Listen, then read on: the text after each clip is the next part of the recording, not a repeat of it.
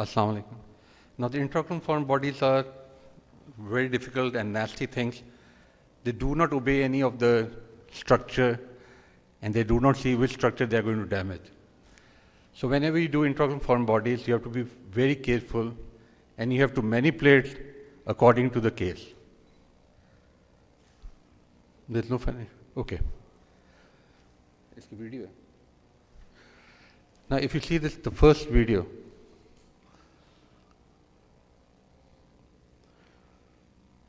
It's a short video, and you can see the intraocular foreign body after disengaging is floating in the vitreous cavity. Should this be allowed or not? Anyone? So what it can do, this foreign body can damage the macula. When it hits the macula, it can damage the lens, it can produce retinal breaks, cataract formation, and bleeding from the ciliary body. So it's basically the surgeon's fault if it lets this body to damage the different structure of the eye. So what to do? To prevent the macula, you can just put in few drops of heavy liquid and then use intraocular magnets just to take it out. And you can decrease the flow of the fluid going into the eye, doing a very controlled vitrectomy. So this floating intraocular foreign body are very, very dangerous, although the patient was having normal macula, everything. So if that happens, the patient can end up in a very, very bad condition, visual acuity. The next, can you play? The next video is that sometimes you get hold of the intraocular foreign body, but it does not come out of the incision. So I enlarged the incision. This was my intraocular magnet. I got hold of that foreign body, but when it came to the port, it just didn't come out. Either it got stuck in the posterior lip or the anterior lip of the wound. So once again, I just went in. So if you see, if you go with the forceps, the foreign body is lying in the wound. You get hold of this foreign body, it goes into the vitreous cavity. So I tried once again, holding the intraocular foreign body, and the main thing was it was not aligned perpendicular to the surgical wound. That was one of the reasons it got stuck in the wound. So from the second port, I took the forceps in and aligned the foreign body. Now the long axis of the foreign body is perpendicular to the wound itself. But still, there's a difficulty.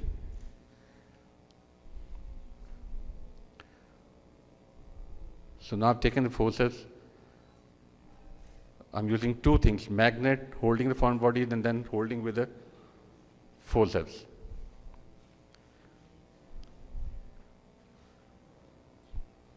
It was not the size of the wound.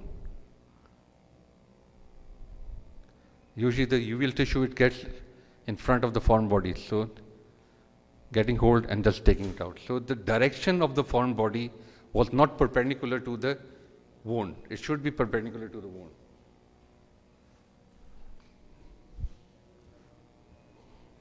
Then there's another video. The size of the intraocular foreign body. It was a glass, a windscreen trauma, piece of glass. It was so large, no intraocular foreign body forceps were holding it. So I enlarged the wound, and this wound can be extended up to 1 quadrant. But in that case, the eye will get soft when you go in. So you can see the size of the foreign body, which was a glass. And I got hold with the normal serrated forceps, which we hold with for conjunctiva. It was such a large foreign body. And if you see the macula and the disc were absolutely healthy. So we had to take it out because it was floating, it could damage the retina. And when I went in, I tried to get the hold of the foreign body, the eye collapsed, and the view was compromised, but still I was able to hold with that large forceps.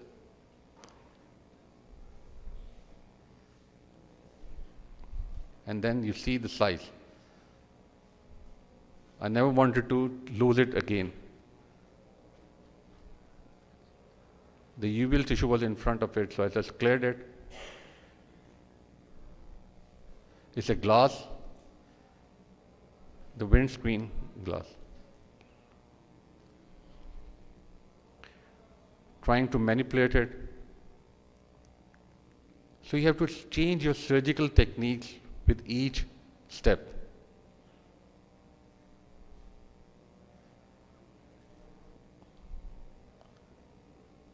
It was still there, stuck in the wound.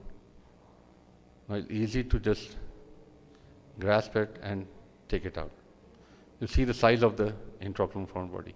Now in this case, the wound should be secured, well secured, and then at the end, you should apply the cryo at this area to prevent the further damage to the retina or retinal detachment in coming days.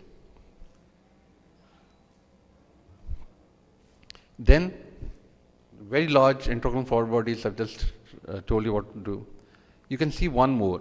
Once the foreign body gets impacted in the retina, once it enters, it can create two reactions.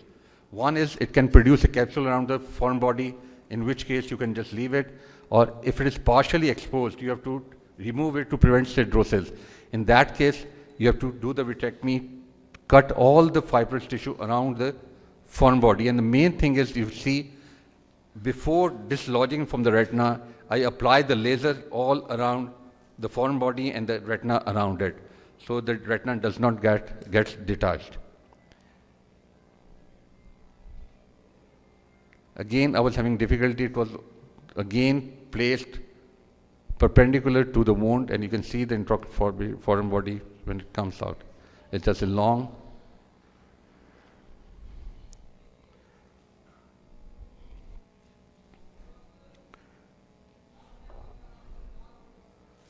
At this time, you get desperate. Why it's not coming out? So this was the long foreign body. So you have to change.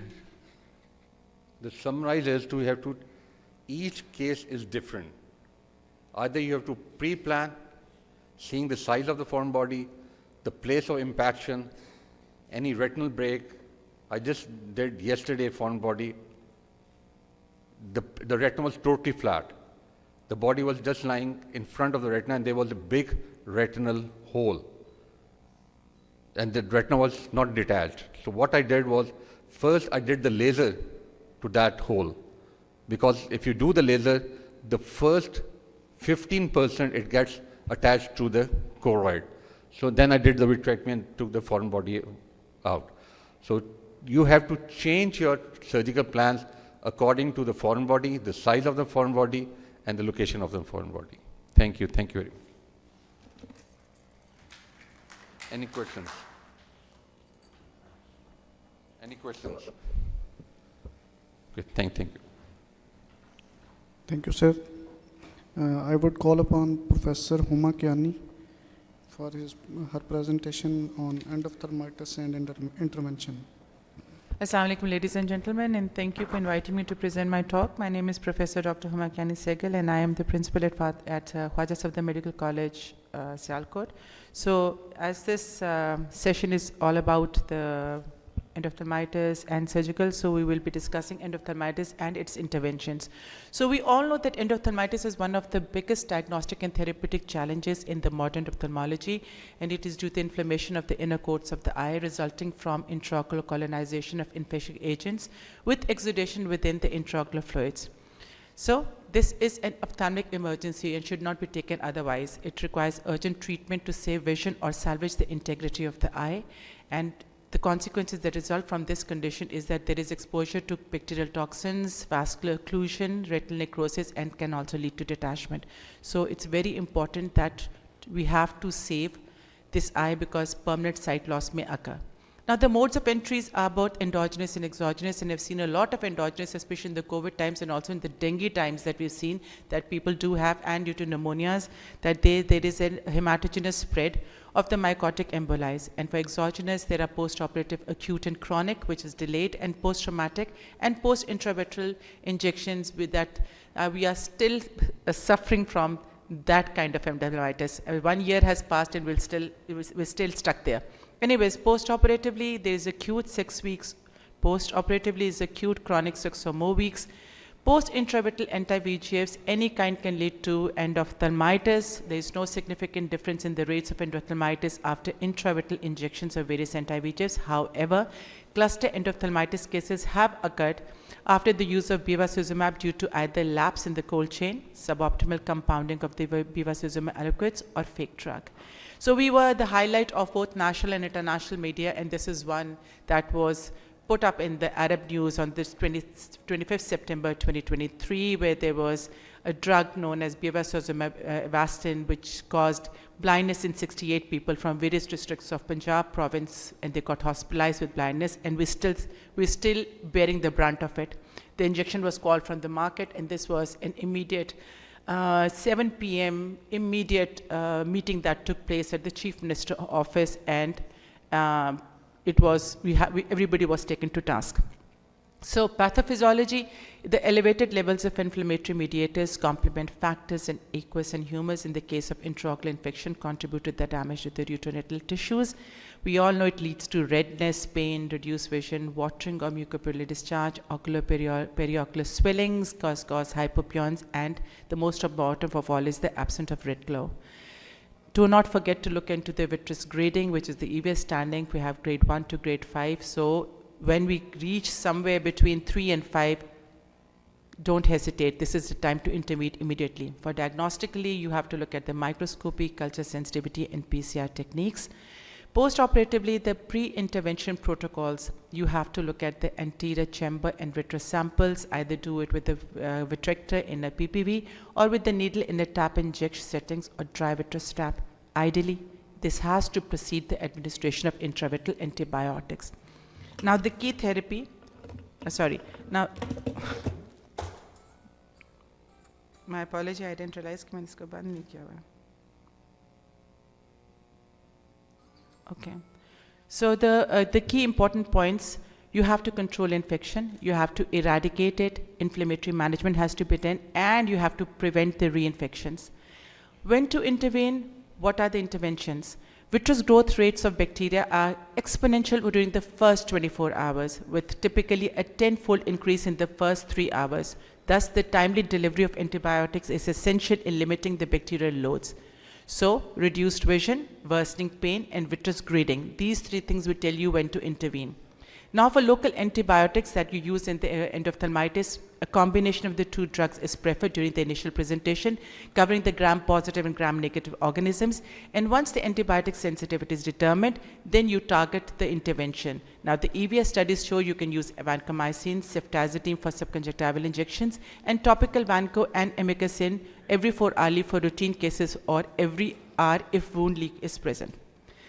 Intravitreal antibiotic and microinjections, the broad-spectrum intravitreal antibiotics, gram-positive and gram-negative bacteria are initial managements in the form of vanco, ceftazidime, amikacin, and if you're expecting a viral antifungal, then amphotericin B. New intravitreal antibiotics are all in the market, and you can try them, and these are working now. So the intravitreal antibiotics, re-inject or not? Repeat intravitreal injections of antibiotics is sometimes performed, usually at least 24 hours later, and tailored to the sensitivity results. However, the decision to re-inject antibiotics should be considered very carefully, as repeat injections may increase the rates of retinal toxicity. And antibiotic, we need to remember that antibiotic concentrations remain at bactericidal levels 3 to 4 days post-injection when you've given the first one, and repeat injections can cause retinal toxicity. What about the steroids? There is a lack of definite evidence for or against, with intravitreal dexamethasone 0.4 into 0.1 ml can commonly be used in conjunction with antibiotics, especially if you're treating the bacterial endophthalmitis. However, if there is suspicion of fungal, don't, as they can cause fulminant infections. For systemic antibiotics, some people do use oral 4th generation fluoroquinolones. However, this is excreted in sweat and is found to cause colonization with methicillin-sensitive Staphylococcus aureus. So in some units, this drug is discouraged. The time of initiation of vitrectomy, according to different studies, depends on the visual acuity. If this still remains the most powerful tool for the microbial factors in predicting the visual outcomes. In the EVS study, the group with the vision of light perception only, early vitrectomy resulted in a 3-fold increased chance to achieve a good vision as compared to the others. We're just going to move to this. Now, the endophthalmitis, the indications for vitrectomy, we know clinical deterioration, even after intravitreal antibiotic, concomitant retained lens matters or retained detachment. If there is retinal detachment, along with it, there is poor presenting vision of hand movements or worse, there is absence of red reflex, and endophthalmitis if it is caused by other very potent organisms like post-trauma, bleb-related or secondary to intravitreal injections. Why do we need to do an early vitrectomy? It improves retinal oxygenation, reduces the inflammatory load, provides specimens for diagnostic evaluations, allow direct inspections, allow definite treatment, reduces load of infection, reduces the severity of the disease, and accelerates visual rehabilitation. Immediate vitrectomy, what do we exactly mean by that? Is it within 24 hours of presentation? Is it 48 hours following tap-in injection of antibiotics, or 72 hours following tap injections of antibiotics? So different trends. Trend in management strategies according to the studies which was done in 2018 for patients with worsening clinical signs 48 hours after initial treatment, 69.8% of the participants performed vitrectomy with intravitreal antibiotics. People are doing it in 72 hours is also considered as early. So if you do it in 72 hours, studies say that consecutive patients who underwent early vitrectomy within 72 hours of presentation for the treatment of acute infective endophthalmitis, they also have a substantial visual acuity improvement. So endophthalmitis, time of vitrectomy, yes, immediately, if not sooner. So do we need to just leave it in air tamponade or fluid tamponade or silicone oil? Can be debated, but silicone oil has a bacteriostatic activity and more rapid control infections and improvement in vision in under eyes undergoing vitrectomy with silicone oil as compared to vitrectomy alone. And silicone oil injection should be used, especially if you're thinking that there are chances of redetachments or detachments are present after vitreal removal. And then it also helps in prevention of reinfection because it has got bacteriostatic activity. So our approach, we do a vitrostab and a single or 2 antibiotic intravitreal injections, early vitrectomy within 48 hours, if in those not improving 48 hours, post-tap and inject. Early vitrectomy to obtain a view and clearance of the intraocular compartments from anterior posterior, complete vitrectomy with silicone and tamponade. And preoperative B-scan is necessary in all cases where the ocular fundus cannot be visualized. So when we look at, let's have a quick look at exogenous endophthalmitis because due to intraocular foreign body. So there was a corneal tear, so we did have a single wound repair for that, a suture, did paracentesis, and there was already a ruptured lens there. And during the ruptured lens, there is, while we're doing phacoemulsification, leaving it aphakic, there is a foreign body within the lens which is 3 millimeter in diameter. So that is taken out and it is measured before we proceed. So after doing phacoemulsification, we've left the posterior capsule behind for the moment. And then the posterior vitrectomy after 23 Goats boards are started. Now, if you look carefully here, this is not just a simple detachment. This is a detachment due to endophthalmitis. So whenever you have endophthalmitis, look for the causes, because if it's because of intraocular foreign body, it's a little delayed, there can be other things besides just an endophthalmitis. Your retina is compromised. Even moving the membranes from the retina, you have to be very careful because retina is very friable and you can actually cause iatrogenic breaks while doing it. The vitreous shaving has to be done with indentation, and it's good to put heavy liquid in the eye so that your disc and your macula is saved. Looking for, if you have a detachment, don't think it's exudative or don't think it's because of endophthalmitis, you have to look for the break. You have to aspirate, examine, put heavy liquid, aspirate. you have to apply endo laser around the break because now it's a combination of endophthalmitis and retinal detachment surgery combined together. And at the end, once you've done that, you've done your lasers, you've taken the foreign body, you've done the foreign body which is already in the, with the lens has been taken out, you put into silicone oil inside, and this is how it looks post-surgical. So we have another, but I think due to shortage of time, Dr. Saab, do we have time for another video? We move. Okay. So this is another video of, this is also endophthalmitis due to intraocular foreign body. And it's very strange, this intraocular foreign bodies, they look so simple, 1 millimeter, 2 millimeter, but the kind of problems they create in the eye is like a havoc going on there. So this is another video showing endophthalmitis, and look at the thick pupillary membrane that it is resulted in. So what we do is most of the time we do repair and management of endophthalmitis and intraocular foreign body in one way. Here a radio frequency probe has been used to make a CCC. You can do it with a cystotome, you can do it with a radio frequency if you have the facility available. Tie up close up the wound because it has to be airtight. And once it's done that, this is an aphakic eye at the moment. We've taken the things out, and now we will go and look for the foreign body. So here is the foreign body, and it is impacted in the retina. So before you take it out, apply endo laser because the retina will detach because it's impacted in it. So it's better to do an endo laser around it, pick it up. Now, this is Dr. Tariq Khan showed that can take it from the scleral side. For me, I can easily, because when you have an intraocular foreign body, there are chances that there will be a posterior capsular rent also, and you can actually make a posterior capsular rent through pars plana route and take the foreign body out through the corneal wound. And once this, rather than opening the scleral wound and extending it, once you've done that, you complete your surgery. And in this one, we even injected the intraocular lens in one go. Now there is a debate whether you want to put it or not, because it's endophthalmitis, it might cause it. It might cause reinfection, but if you've cleared out the vitreous, you've cleared the eye, you've taken the foreign body out, you can play with it, and because of the financial constraints and people coming and going, you can do it in one go. So, thank you for listening, watching, and hearing. Assalamu alaikum. Any questions?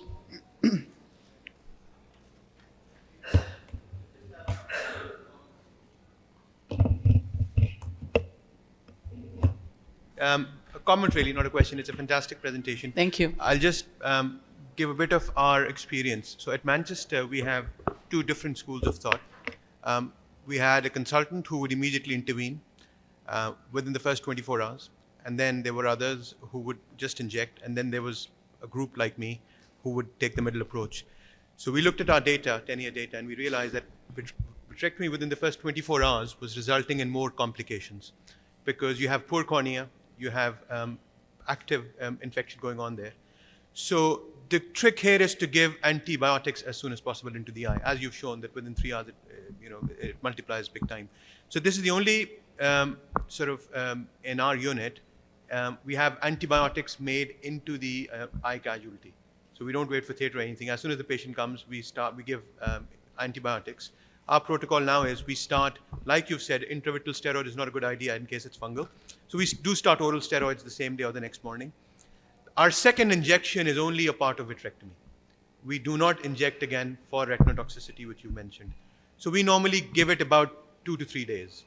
Because if you've given antibiotics and you start oral steroids the next morning, at least wait for 48 to 72 hours. And then if it's not improving, then you go in and do the vitrectomy. If you're putting in silicone oil, it is crucial that you do not give full dose of antibiotics into the oil. So the way we do it is the second antibiotics, we actually finish the vitrectomy, we give the antibiotics into fluid, and then when you do fluid-air exchange, you leave a little bit of fluid there, so that has a low dose, but the right concentration of oil in the remaining fluid, and then you can put oil on top of it. So that way you avoid the retinotoxicity. I just wanted to add that. Thank you so much. That's a very, very valid observation. I think when I started, I made sure I was saying what is immediate. And so we say immediate is 24 hours or 48 hours or 72 hours. Even if we try doing for 24 hours, it becomes kind of impossible because, you know, by the time the patient comes and the theater managements and all that, it's not that easy. So the first line is always to inject. And those in our departments, what we used to do is that for injections, we don't even, because the theater is open 24/7. So for that, the PGs are trained so well that we tell them that there's endophthalmitis, you give them intravitreal injections, do a tap, and do intravitreal injections at the same time. So by the time the next day or 12 hours are gone, we are monitoring the hypopia and we're monitoring the visual acuity along with the glow. So if it's improving, then we are like, you know, thinking, okay, we can try another intravitreal, but if we see that the hypopia is same, the patient's pain is not coming less, then we don't wait. So probably for us, it's 48 hours to 72 hours, somewhere in between, that we take the patient for their vitrectomy. As for the silicone oil, Asad, you said absolutely right, we reduce the dose also. And it is put before the silicone oil is injected, because if you're going to inject an oil and then you're going to put the antibiotics, the color and all that, it's going to destroy, change the color of your silicone oil. And the patient your retina will be attached, but your patient will be concerned that the vision is not getting better because the oil has changed its color composition also. So yes, I think it's very important, and I think the take-home message is that you use your intravitreal antibiotics, you start them with steroids, hesitate on the intravitreal steroids, and the most important thing is time. Time is ticking. It's like you're sitting on a volcano and it will erupt any time. Just watch and operate and make it just like an emergency. Stop all other lists, the cold cases, focus on this one. Thank you so much. Anybody else? Thank you. Thank you so much, ma'am. Next, I would like to invite Professor Ijaz Ahmed Lak for his presentation on best operative visual outcomes by PPV after eventful phacoemulsification. Bismillah ar-Rahman ar-Rahim. Good morning, ladies and gents. So, regarding the ophthalmology, we all know that most of the cases we come across are the cataract. And cataract is the common problem that is definitely a visual returning problem matter. But sometimes you end some difficulties that can also be managed nowadays. So this depends upon many factors. The studies we have done is on 25 patients. Of 25, 5 patients are the females and 20 patients are the male. And they all are referred from the different places of the Punjab, but they have managed, and most of them have got the good visual potential that was lost during the events and during the procedure of the phacoemulsification.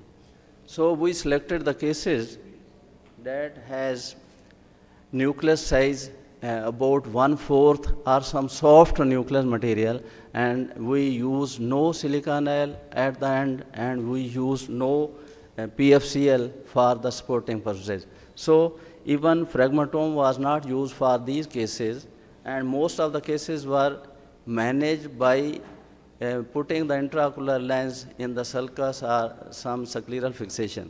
And some patient we received in which there was intraocular lens implanted on the posterior capsule with some rent, but some material was inside the vitreous cavity. And astonishingly, the things were that none of fragmentome was used, only the vitrectomy cutter was used for these cases, and we get good and some fruitful results after the surgery by PPV and the vitrectomy only.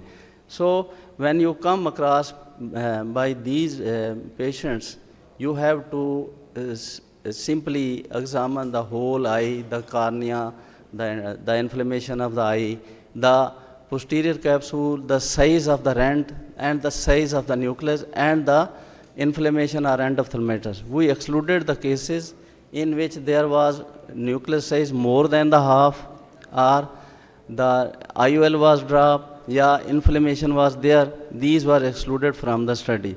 And the other cases in which the nucleus material was to some extent soft and less than half and more than 1/4 size, and the soft, it was just operated by vitrectomy cutter, biome, and this was all.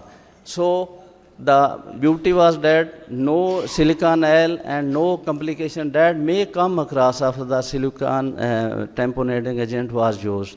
And similarly, no need was used for such cases, such selected cases for fragmentomes or devices like that. So this is the video of the 2 or the 3 cases. ये run करने का.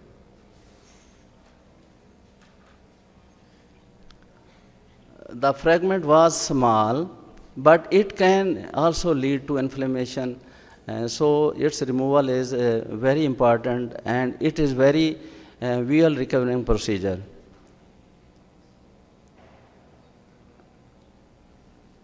So in such 25 cases that were managed by the last year, none of silicon L and heavy liquid or fragmentome was used.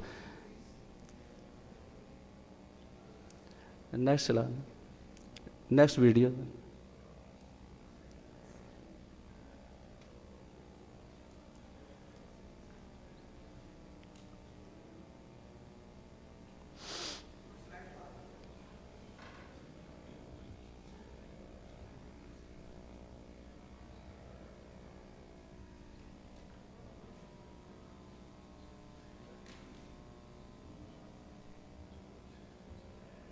So this was the status of the patient. Some were aphakic, and some we received was pseudophakic with having some small fragment of the nuclear material. And most of the cases were simply managed, as I said, by the vitrectomy only. But you need the things is posterior segment apparatus, the vitrectomy cutter, the microscope, and the biome. So thank you so much.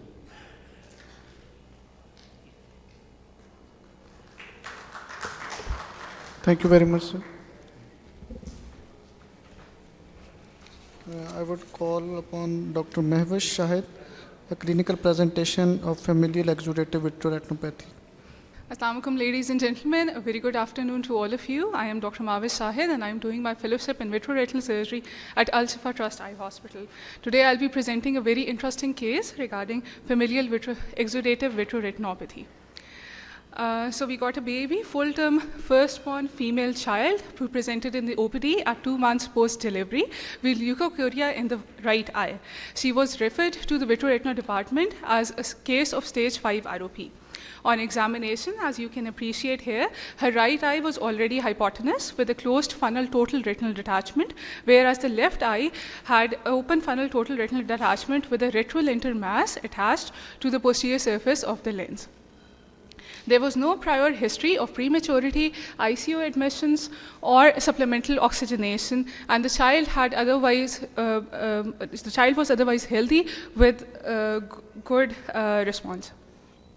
The B scans of the baby was done, and as you can appreciate here on the right B scans of the child, there is total closed funnel retinal detachment, whereas the left eye shows a retinal elevation with a tractional element.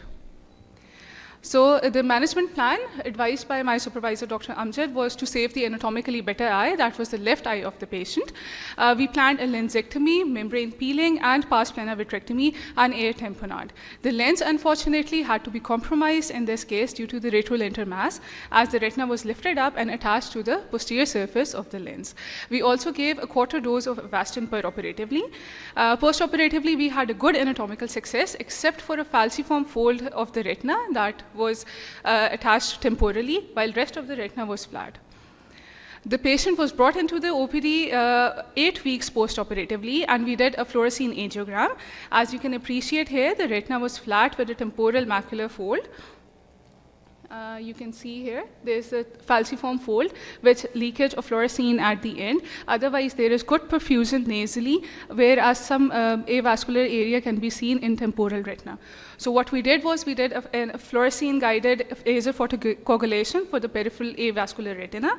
And along with that, since the baby was full-term born and there was no oxygen supplementation or history of prematurity, we got a genetic testing done, which was positive for FRZL4 gene. These are the wide field colored fundus photographs of the baby post-operatively, and you can appreciate here the falciform fold that is causing the dragging of disc and the macula temporally, but it has relaxed a bit after the surgical procedure, and the peripheral laser marks can be seen. The retina is otherwise attached. So this is the video of the baby, and you can appreciate here the baby can fixate and follow. There's some element of nystagmus, but otherwise the child has good peripheral navigatory vision. So the further management was shared with the pediatric ophthalmologist for visual development. The child has nice fixation and is following the target wearing aphakic correction glasses. The follow-up plan is to repeat the fluorescein angiogram 4 months afterwards and further laser if it is required. And we were happy to achieve a good anatomical success to a great extent so that at least the navigatory peripheral vision of the child is preserved. Now, some basics about the familial exudative vitreoretinopathy. It is a group of inherited retinal diseases which is characterized by abnormal retinal angiogenesis, leading to incomplete vascularization of the peripheral retina and subsequent retinal ischemia. So the avascular retina may cause hypoxia and stimulation of the neovascular growth into the vitreous that can lead to vitreoretinal traction, retinal folds, or tractional retinal detachment. Now, important thing is the full-term birth, normal birth weight with no history of oxygen requirement point towards the possibility of FEVR as compared to retinopathy of prematurity. Approximately 50% cases have genetic causes which can be autosomal dominant, recessive, or X-linked recessive. FRZL gene is one of the 11 known gene mutations that have been associated with familial exudative vitreoretinopathy. This is the revised clinical staging, and as you can appreciate here, the child that presented to our OPD had stage 5B in the right eye, whereas stage 5A, that is the open funnel total retinal detachment in the left eye. The management depends on the stage and severity of retinal findings. Stage 1 can be managed with observation for the signs of neovascularization, whereas stages 2 to 5, the goal is to prevent progression and sequelae of neovascularization. A laser photocoagulation with or without cryotherapy can be used to address neovascularization. Surgical intervention is recommended for complications of the disease such as vitreous hemorrhage, retinal detachment, or neovascular glaucoma. The prognosis, unfortunately, is guarded depending on the level of security. Thank you so much.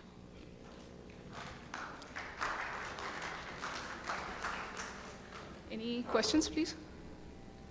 Thank you. Thank you, Dr. Mahfiz Shahid. Now I would call upon Dr. Asad for difficult cases in the VR. You have got enough time, Asad, to carry on. We'll try to stop you by 12:20. We can have or we can also have an open interaction. Yeah, this as is Asad is going on, because there's an kind of informal talk. When he finishes off, we can have any questions you can ask, and we as a group will join in to have a question and answer session, which will be more productive. Thank you, Asad. Acha ji, so I'm just pitching in. So this is very informal.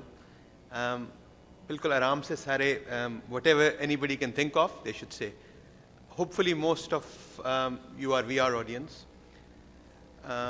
Trainees, anybody? So what's going on here? This is a 56-year-old who presented to our casualty with this picture. Symptoms: decreased vision, right eye for 3 weeks, left eye 1 week. Anybody?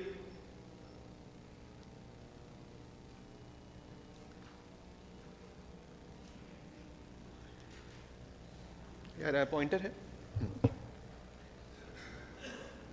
कोई VR fellows बैठे हैं? नहीं बैठे सारे. अच्छा, ये क्या हो रहा है यहाँ? Anybody? Very good. GRT. ये भी बड़ा टेयर है, ये भी बड़ा टेयर है. ठीक? So going back, पिछले पे क्या करना चाहिए? कौन सी सर्जरी, किस आंख की, क्या करें? राइट की 648 नजर है, देयर इज नो राइट और रॉन्ग, सो खुल के बोलें, राइट का करें पहले, लेफ्ट का पहले करें, ओके? क्या करें, कौन सी सर्जरी करें? विट्रेक्टमी करें। यार यहाँ वैसे तो सारे बायलैटरल कैटरेक्ट सर्जरीज बहुत करते हैं, तो ये बायलैटरल क्यों नहीं हो सकती? हो सकती है कि नहीं? देखो, क्योंकि राइट आंख का प्रेशर मैंने नहीं बताया, 4 था, left was fresh, so left clearly has a better prognosis, लेकिन the more you leave the right it's going to go worse, और हाइपोटनी होगी और मुश्किल होगा। सो दोनों का करना है, बायलैटरल करना है, okay? So now this is what I decided, I was on call कि दोनों का करेंगे, बायलैटरल विट्रेक्टमी करेंगे। मैंने पहले लेफ्ट आंख का शुरू किया vitrectomy. Now in the middle of the surgery I realised I had decided कि मैंने गैस यूज करनी है लेफ्ट में और ऑयल यूज करना है राइट में। द प्रॉब्लम इज कि मैंने दरमियान में सर्जरी के रियलाइज किया कि गैस के लिए पॉस्चरिंग चाहिए, ये मैक्युला जस्ट ऑफ था, और जब मैं लेफ्ट खत्म करके राइट करूंगा तो by the time I am done with the right the risk of macular fold formation will be very high. अगर मैं वापस जाऊं तो मैं बायलैटरली करता, लेकिन मैं राइट की पहले करता, क्योंकि राइट में रेटिना की स्लिपेज वगैरह कम होनी थी, बिकॉज आई हैड डिसाइडेड कि मैंने ऑयल डालना है। Left eye wanted to treat with gas. So the question was, which eye first, sequential or separate? So we decided we'll do both eyes, and we will do, in hindsight, I should have done right first, लेकिन मैंने left पहले किया because वो human nature है कि you want to fix the good eye first. So a few things about gas and oil in GRTs. Gas really works well in fresh GRTs. There is a phenomenon called unexplained vision loss with oil removal. So silicone oil जब GRT में आप डालते हैं, particularly in macula on GRTs, which have a very good outcome, your risk of unexplained vision loss is very high. In a UK study, up to 40 to 50%. So if you can try and avoid it, it's better. But of course, blade cases आएंगे, PVR वगैरह होगा, तो oil डालना पड़ेगा. So this was, I used C2F6 in the left eye. Right eye, I had oil in, but you can see that it started with PVR, which again goes to show कि oil PVR को रोकेगा नहीं. Oil is not a cure for PVR. It just gives you a better long-lasting tamponade. Okay, so right eye retinal redetachment secondary to PVR. I ended up carrying out a retinectomy and oil. When you have to do a retinectomy, a good retinectomy is a U-shaped retinectomy from trocar to trocar. Limited जब करनी है तो limited retinectomy का कोई फायदा नहीं है. So this is 8 weeks post-surgery. I've done retinectomy, oil in. Once you've done a retinectomy and the retina is flat and the pressure is good, there is no point in leaving oil in long term. You can take it out in 3 months. So last follow-up, 4 months after his first surgery, left eye, 6/6, gas se outcomes अच्छे हैं. That's 2 weeks after the cataract surgery, which we did. Right eye had 3 surgeries. Third one was oil removal. And actually, if you take out the oil early, you get a very good outcome. So just to recap, bilateral vitrectomies हम करते हैं, there should be a reason. And bilateral detachments is a good enough reason. If you can do bilateral cataract surgeries, you can do bilateral vitrectomies for retinal detachment as well. Gas is definitely better than oil. If you can gas any detachment, that's always better, particularly in GRTs. और ये जो है ना कि if it's a fresh GRT, this concept that you have to use oil is wrong. You actually can fix most of the GRTs if they are fresh with gas, but if there is PVR, then you have to put oil in. Anyways, discussion पे मैं ज़्यादा time नहीं ज़ाया करूँगा. Most of the things we've sorted out. Okay, so अगर ये, so can anybody tell me what this is?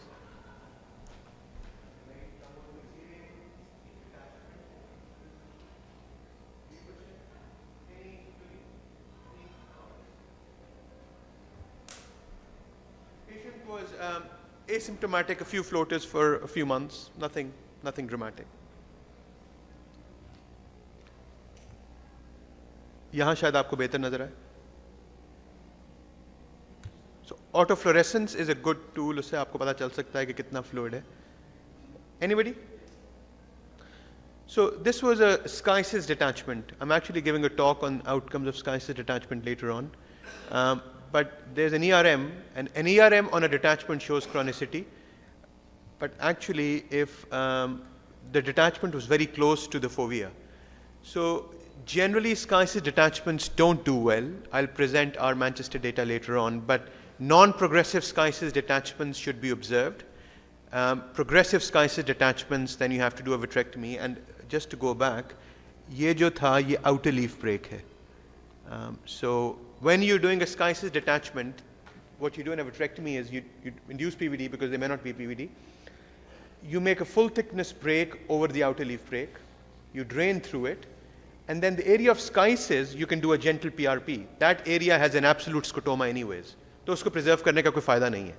Because remember, in a schisis detachment, your inner leaf breaks are small, often microcystic. Your outer leaf breaks are large. अगर आप outer leaf पे full thickness बनाएंगे और इसको laser करेंगे, तो बाकी inner leaf कहीं भी हो सकते हैं. So the two advantages of laser are, one, you will cover the inner leaf breaks, and number two, you can cause adhesion of the schisis leaves. So anyways, we can, my talk in the afternoon, I'll talk in detail later. So this is a good one. 65-year-old, hypertension, hypercholesterolemia, type 2 diabetes. Important thing, clue दे रहा हूँ, hypermetro plus 2 diopters. Okay, ये मुझे कौन बताएगा? ये क्या हो रहा है?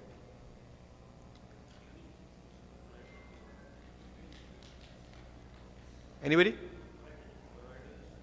Sorry? कुछ भी यार बोल दो. Retinal detachment है, मगर कोई कुछ और चीज़ अगर ये पिक्चर है तो क्लिनिक में तो क्या क्या देखेंगे और? Choroidal detachment, okay. क्या क्या फैक्टर्स, कोई सर्जरी नहीं है कि हिस्ट्री नहीं है, कुछ नहीं है. हाइपरमेट्रोप है तो क्या होगा? Uval effusion. Very, very good. So when you see this picture, जब भी आपको retinal detachment आए, hypermetrop आए, thick sclera आए, uval effusion का जरूर सोचें. It's a diagnosis of exclusion. क्या टेस्ट करवाएंगे? अब आपने इतना अच्छा आंसर दे ही दिया है तो क्या करेंगे? Scleral thickness देखेंगे, आप देख सकते हैं. Uval effusion is of three types. एक छोटी आंख में, एक thick sclera में, और तीसरी idiopathic है जिसमें दोनों नहीं होता. So it's 1, 2 and 3. So treatment क्या है uval effusion का?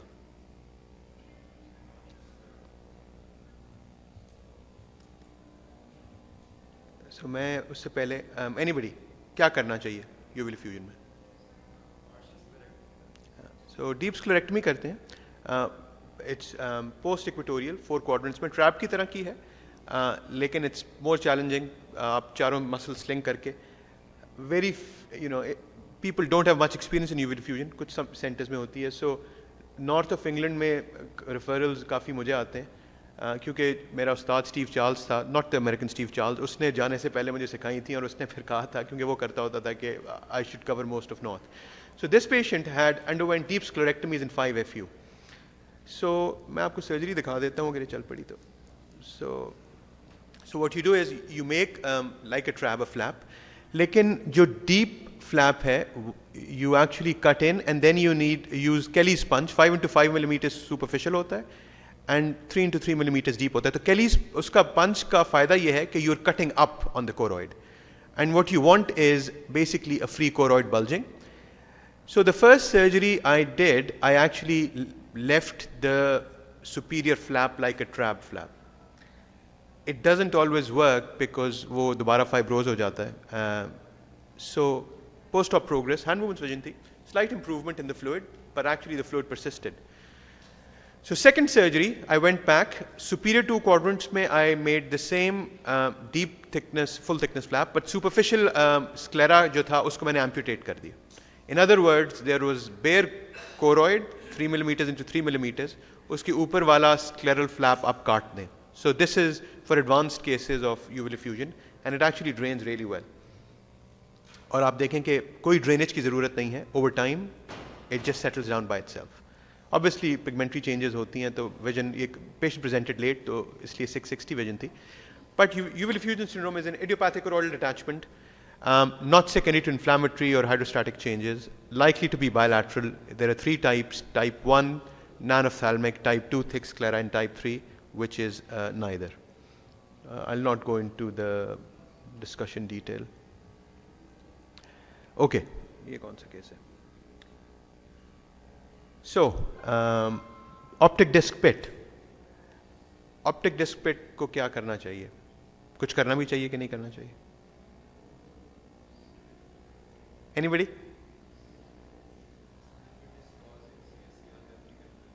Sorry? अगर कुछ नहीं कर रहा तो कुछ ना करें.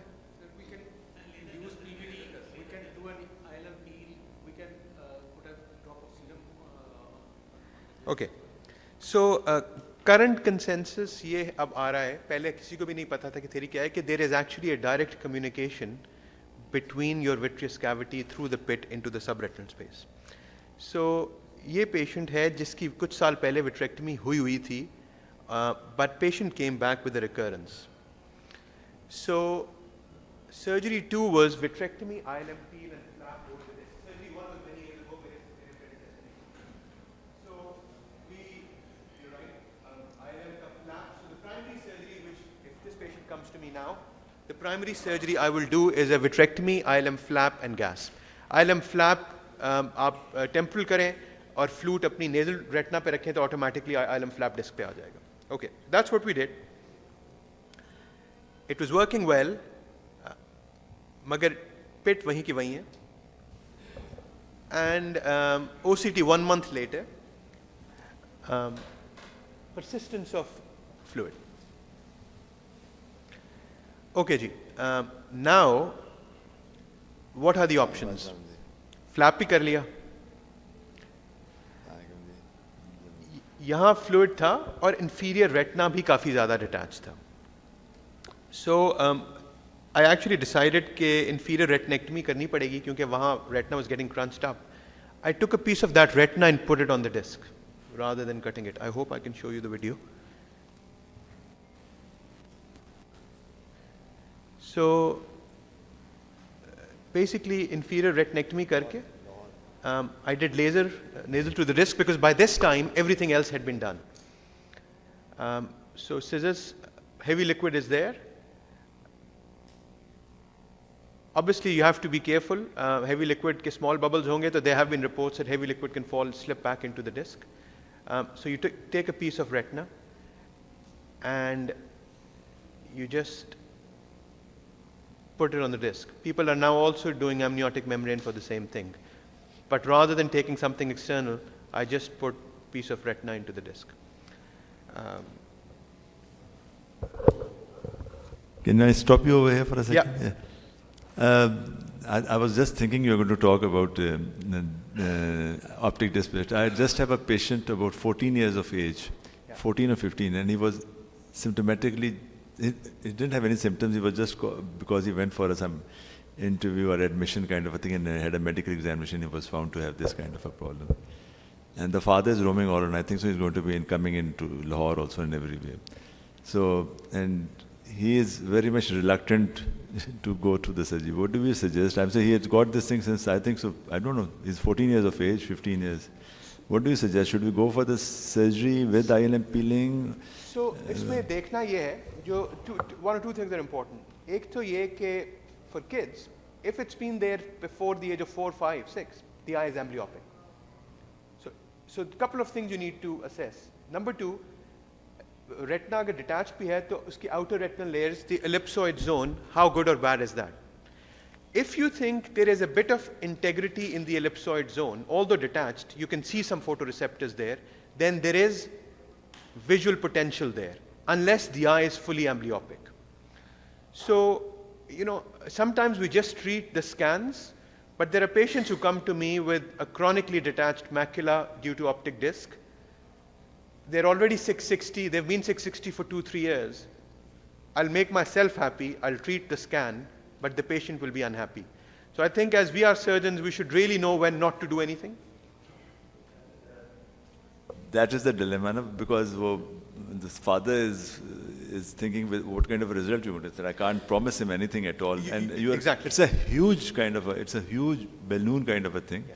And as you said, OSI layers, it doesn't give you much impression that it's going to be good. So in which case, I agree, I would, you know, if you think it's chronically detached, structural retinal changes, then what we would do is we would offer surgery with a very guarded prognosis. Yeah, that is what I've already told him, and I'm trying to I've fished him out to every place that he can take wherever he can and get him. But he's coming back to me, and one day we have to. I think so. With all the surgery when a 15-year-old child, there's another problem. Yeah. And then how to make him positioning and everything like that. That is also. So I think positioning may be less important with flaps. Yeah. But you have to be very clear. We can try. The only way I say to these parents is, 10 years later, you won't have a regret that you have tried. Yeah. But I wouldn't go for anything invasive. In this case, just PVD induction. If you can peel the ILM over the macula and just flap it over the disc. If it doesn't work, that's it. But 10 or 20 years later, if they can understand that at least they tried. But you cannot guarantee any visual outcome there. It may work, it may not work.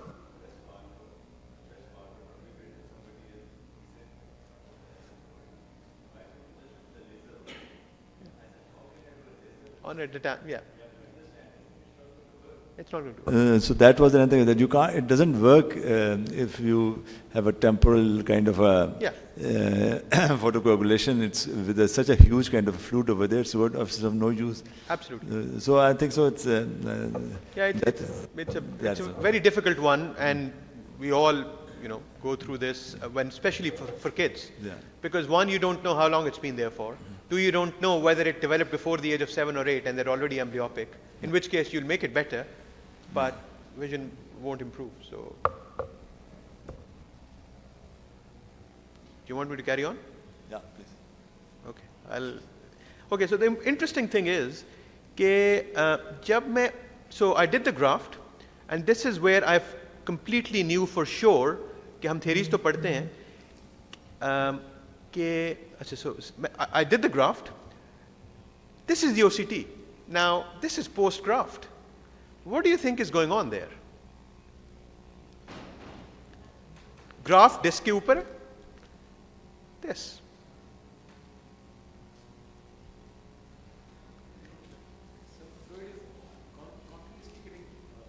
Nope.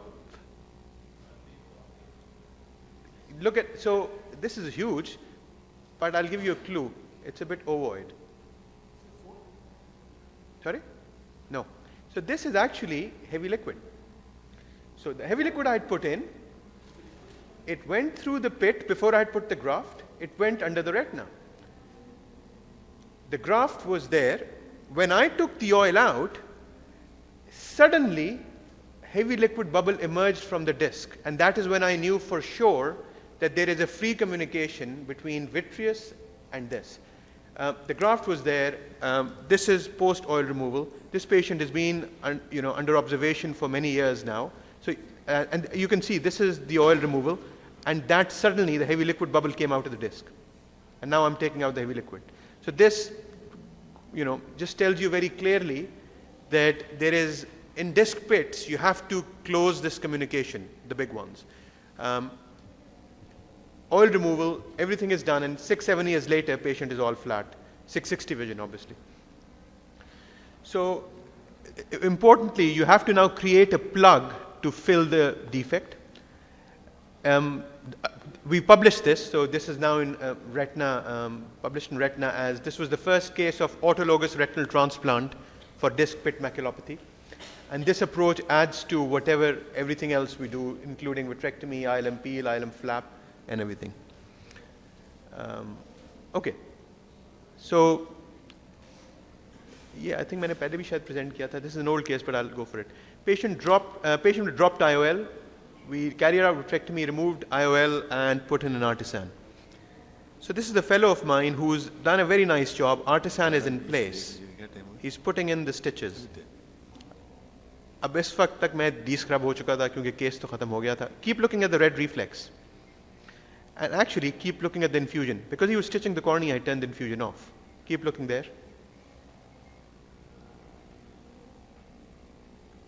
Can you see anything? अच्छा जी, क्या हो रहा है? Suprachoroidal हो रही है. So complications जो है ना हर जगह होती हैं.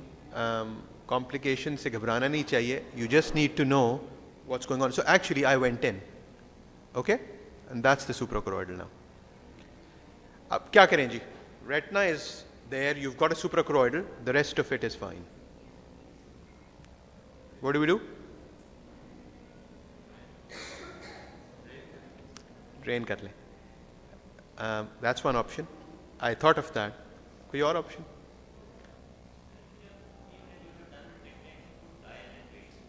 Put oil in and wait.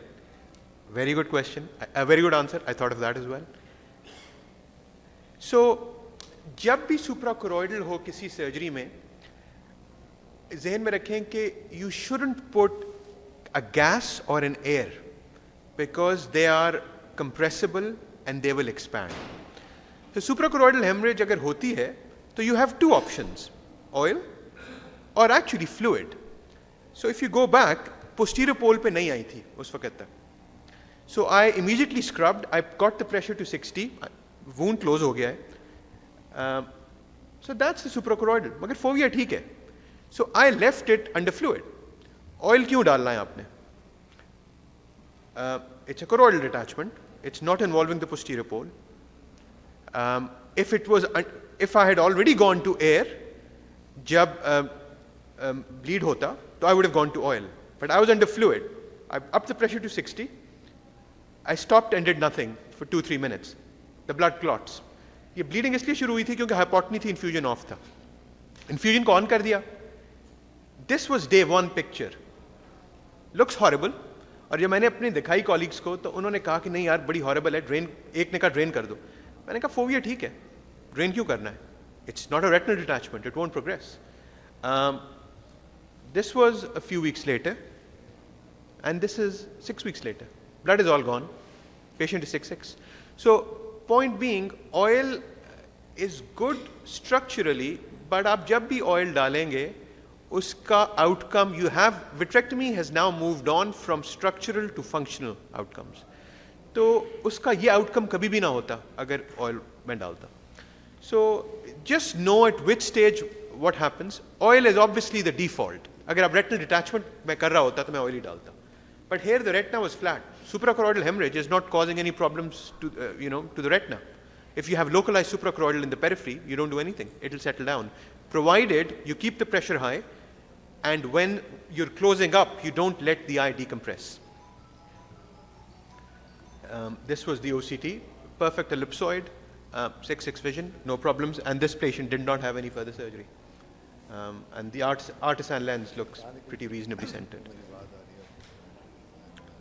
So again, the most important thing is prevention is better than cure.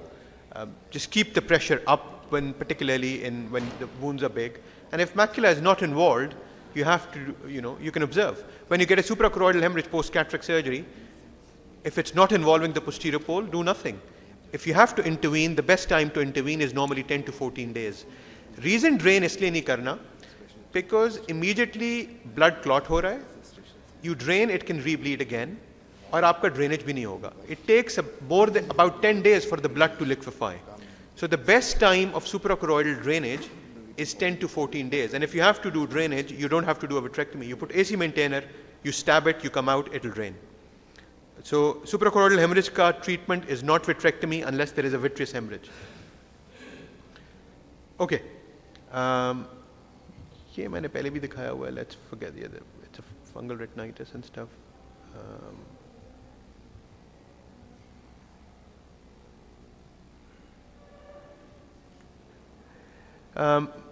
This is a macular fold, a 49-year-old, incorrect posture after vitrectomy for a retinal detachment.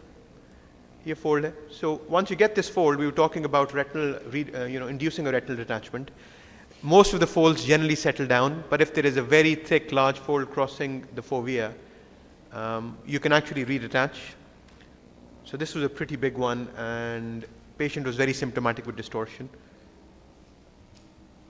You can actually inject the BSS, you can inject it subretinally, you can detach the macula, you can put a bit of heavy liquid in to roll in and out, and then you can leave it under gas, and the fold can settle down.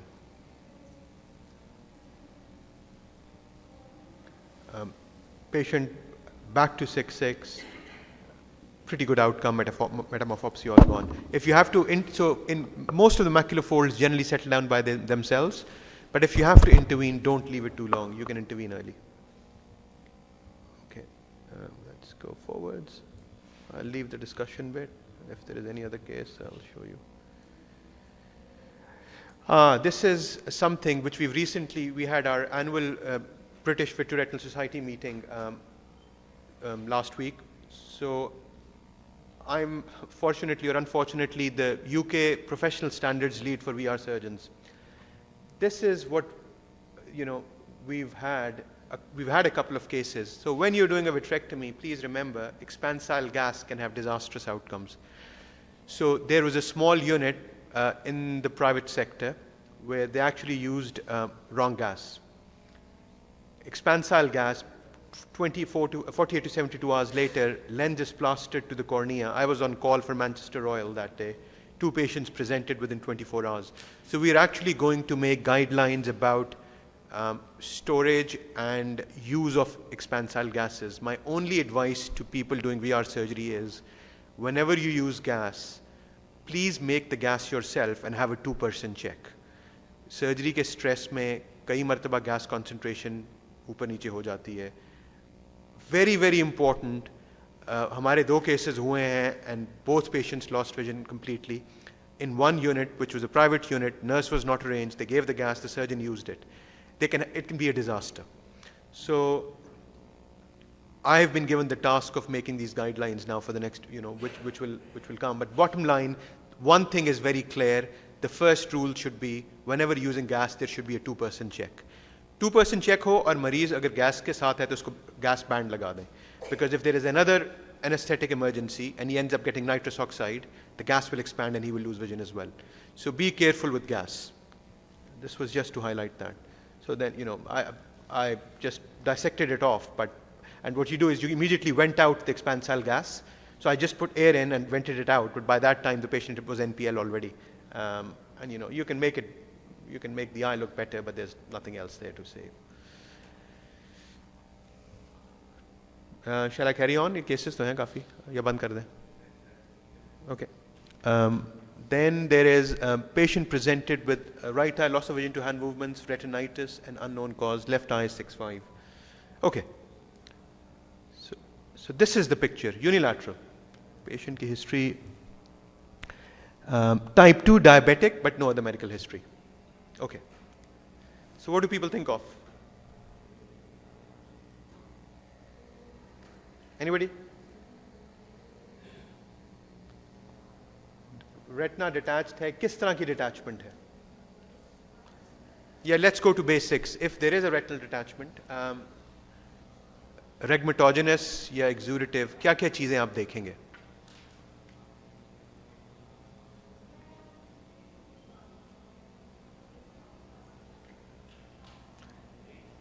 Sorry? Status of vitreous is very important. AC activity, vitritis है कि नहीं है? कुछ भी नहीं था. We did every test under the sun. Patient had pretty much lost vision to hand movements. Elderly patient, whitish lesions, blood vessels के साथ-साथ हल्का सा periphlebitis है. Every test was negative.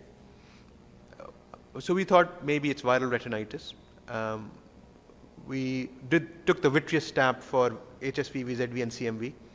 And we started the patient on high-dose valacyclovir. A week later, retina detached more, uveitis screen, and viral PCR was negative. So viral PCR is very, very sensitive. अगर वो negative हो तो इसका मतलब है viral retinitis तो नहीं है. अब क्या करें जी? Retina भी detach हो गया है. सारी investigations are negative. So what next? जो भी आता है trainees बोल दें. क्या करना चाहिए? आप बैठे हैं, आप नहीं फैसला करना है. इन्वेस्टिगेशन सारी नेगेटिव है, so you can't really figure out कि क्या हो रहा है. सॉरी, चलें करेंगे, फिर क्या करें? ऑयल डाल दें. विट्रेक्टमी ठीक है, ऑयल डालना है. और क्या कर सकते हैं? विट्रेक्टमी करेंगे.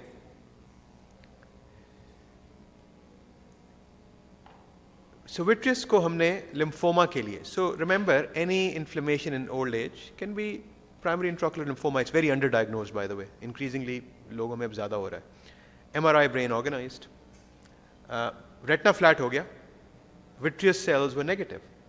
MRI brain was normal. Vitreous cytology negative for lymphoma.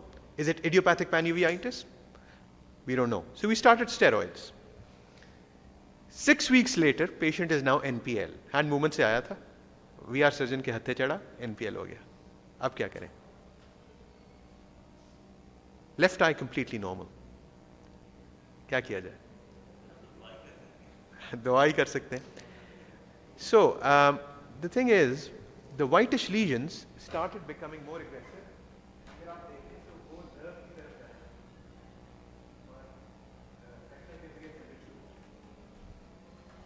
I just had a feeling it is still lymphoma. क्योंकि all the tests were negative, हमारी labs वहाँ की बहुत अच्छी हैं. Patient NPL तो हो चुका था. So I actually thought I'll go in and take a retinal biopsy.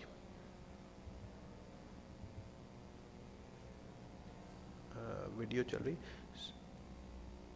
Can we play the video? अच्छा शायद वो नहीं आ रही. Anyways. So biopsy अगर आप करें तो what you do is vitrectomy तो पहले ही हुई थी. I went in with the ports. You mark the retina with intense diathermy. You laser it before cutting it. Then you actually start cutting with a scissor. It's actually not that difficult. This retina was very thick, so I had to use scissors. Once you've made the sample, you put it on the posterior pole. Taking it out is really important. क्योंकि अगर आप cutter से लेके जाएंगे पीछे syringe में तो सारा it will be mashed up. You want a good specimen. So you slightly extend it. You take a 20 gauge or a 23 gauge Venflon and you attach it to a syringe. You take it into the eye and you just aspirate it. It comes out very atraumatically. It actually did show retinal infiltrate with atypical lymphoid cells, and this turned out to be a primary B-cell lymphoma. So दुआ तो करनी थी, उससे जान बच गई उसकी. Patient had chemotherapy and matrix chemotherapy, which is the standard. Obviously the eye was gone, but she's still alive. Okay, another one. 35-year-old with Marfan syndrome. Marfan's vitrectomy, lensectomy for a Markov RD with subluxation. Just for a second. Do you have anybody have any question or anything like that? Because this is going to be the last case. If you want to have any question, you can ask him because we're going to finish in next 5 minutes. So we carry on, or you want to have any question answer? Anybody any for questions? So it's no questions, so you carry on for another 5 minutes, please. Okay. The only take-home message from the last one is, when you see a vitritis in somebody above the age of 60 to 70 for the first time, please think of sinister causes. Your uveitis will normally happen in 20s, or it has a bimodal distribution, intermediate uveitis, in 40s and 50s. जो होगा ना 60-70 के बाद, particularly with vitreous involvement, have a very low threshold of sending the vitreous sample for something sinister. It is very underdiagnosed. Even in UK, patients go to many units before they're sent to a large unit saying, we don't know what's going on, and we have a very good lab, so we have to send the cells then. So this is increasingly becoming more and more the incidence. Either. It can be unilateral. It's a part of CNS lymphoma, so it can be unilateral or it can be bilateral. First step is always vitreous biopsy. It's easy. Retinal biopsy only when your vitreous biopsy is negative and you still suspect a problem. Okay, Marfan syndrome, vitrectomy, lensectomy, and gas for Markov RD. 6 months later, similar surgery in the other eye. Now, those surgeries हो गई हैं. If you turn the lights off, you'll probably be able to see better. But slight elevations of the retina, a bit of vitritis. अब क्या हो रहा है?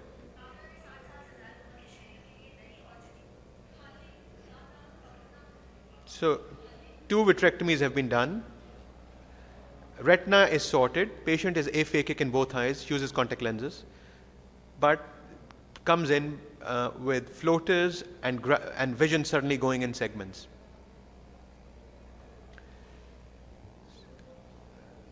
Okay. whitish lesions developing. So sympathetic ophthalmitis, please don't forget that. It's very rare, but you can get sympathetic after multiple surgeries. We only had it after 2 surgeries. So classically, OCT will show you choroidal elevations. You'll have vitreous cells. Just listen to the patient. I think history taking is very important. It's very easy to say a flat retina, come back in a few months. But this patient had vitreous cells. The vision was gradually going down, and very, very symptomatic. We put the patient on immunosuppression, IV methylprednisolone, followed by azathioprine. And actually, immediate improvement of symptoms, vitritis settled, and the vision came back to the baseline of 0.3 logmar in one eye and 0.6 logmar of the other eye. And azathioprine was gradually tapered. So sympathetic does not have to have a full-blown classical presentation. It can just present with a bit of retinal infiltration and vitreous cells. So after multiple surgeries, just keep that in mind. So you can see now, after the steroid and azathioprine, the retina is straight. Thank you.